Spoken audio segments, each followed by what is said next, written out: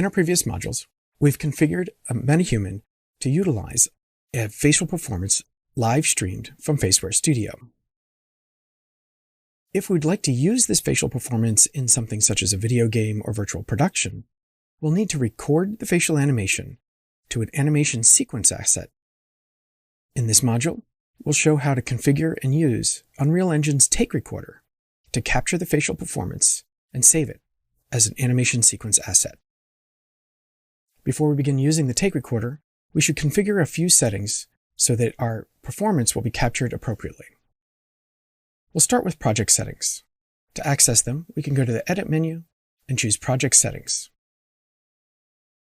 Here, we'll want to configure the frame rate of the project to match the frame rate of the source video that's being streamed from Faceware Studio.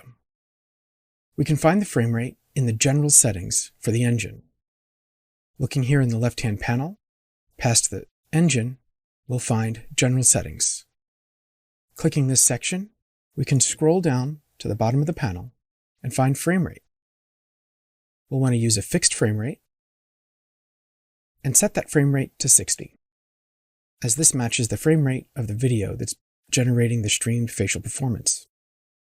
Optionally, there are also settings for the Take Recorder here in the Project Settings. They can be found further down in the left-hand panel. Under the Plugins section, we'll find an option for Take Recorder. Properties that can be adjusted here include the directories that animation recordings will be saved in, the default slate name, as well as a number of other parameters used by the Take Recorder.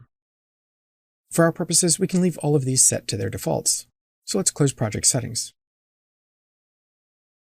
At this point, we can go ahead and open the Take Recorder. To do so, we'll find it under Window, Cinematics, and Take Recorder.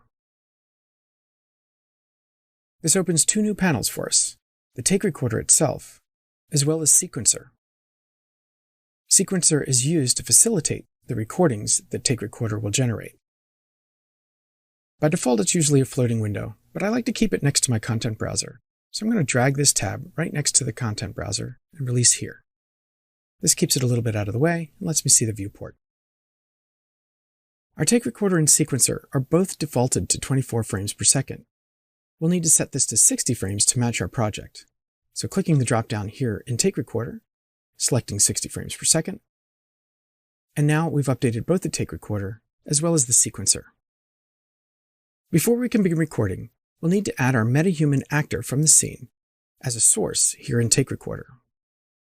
Our MetaHuman is selected here in the level, so we can use the green Add Source button here in Take Recorder to add our actor. Simply click the green button, choose From Actor, and because our MetaHuman is selected, she's right here at the top of the list. We'll select her and see that she's available as a source, and now our Take Recorder Record button is enabled. Before we start recording, let's configure our MetaHuman so that only facial performance data is recorded. We'll select our MetaHuman in the Sources list, expand the Details panel below, and deactivate all traits for recording. Then we'll locate the Face component here by expanding under Root, and then expanding under Body. Here's the Face component for our MetaHuman. We'll activate this, and now only the face will be recorded. There's one final adjustment we might want to make before starting recording. By default, when the Take Recorder Record button is pressed, a countdown timer is initiated before recording begins. This is useful on set to prepare the crew and performers for when recording is about to start.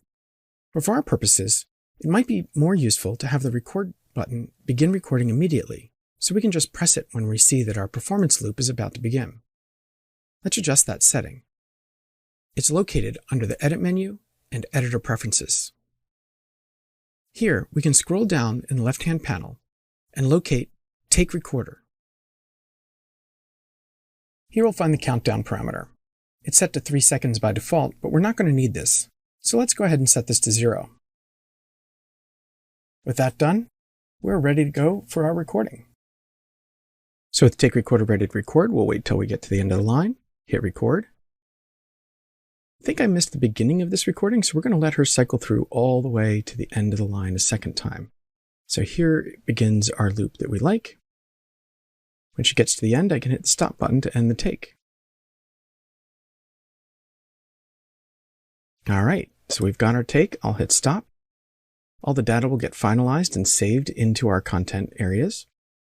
This message is not really going to impact the data that we're being recorded, so we can just hit no to this. And at this point, Take Recorder has saved the animation data.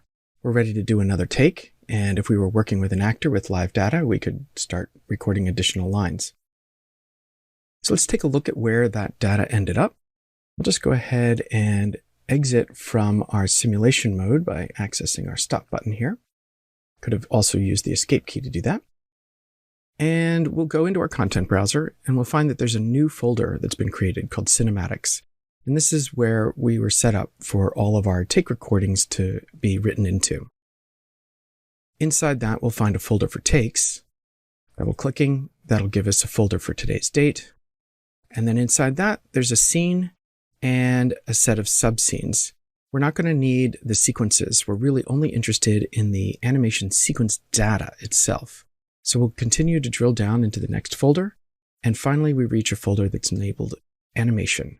We'll go in there and find our animation asset. Hovering over this, we see that we have the full name of our actor and that this is an animation sequence. Double-clicking will open our animation sequence editor. And here we can see our animation data curves and an example of that performance. And in our upcoming modules, we'll take a look at how we can start to utilize and edit the data that's been recorded.